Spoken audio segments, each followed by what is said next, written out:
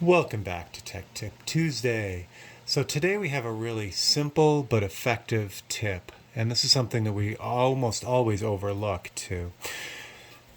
So when you're working with detail or really any airbrushing, what happens is as you airbrush, you get the tip dry, which is that paint drying on the tip of the needle. But what we don't often think about is the paint that's drying on the inside of the brush, on the inside of that nozzle. As we're airbrushing, paint will collect there and then slowly constrict that tip opening, and it'll basically get to the point where the airbrush will just work really sluggishly or won't work at all. So good way to get that out of there real quick while you're working is to simply just blast out the paint. So I use a paper towel off to the side of where I'm working, and then what I do is I just literally just take some of that paint and just blast it out.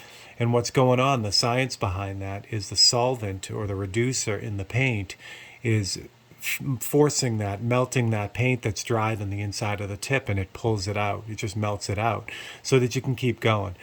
It's funny how often I forget to do that, and then I start noticing that it's just like a tractor pull. The more I go, the less control, the less paint flow I get out of the airbrush. But that always really seems to help out a lot. Now, it does sometimes get to the point where that paint is really locked in there and you have to clean out the brush with a cleaner, but it doesn't happen as often if you really be conscious and keep blasting that out while you're working, and that'll keep everything flowing. Again, super simple, almost obvious tip, but it's amazing how often it catches me and I forget to do it, and then all of a sudden my brush isn't working the right way. So big thanks today to Mike Learn for his Mike Learn stencils, making this job really, really easy.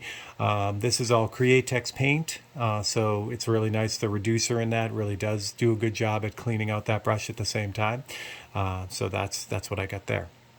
All right, if you enjoyed this video, please like and subscribe. Hit that bell icon so you can get more videos and notifications on new videos. And if you have any ideas for tech tip, if something's bugging you and you want some insight on it, please drop it in the comments. So I am Steve Leahy. This is Tech Tip Tuesday, and I will see you for the next one.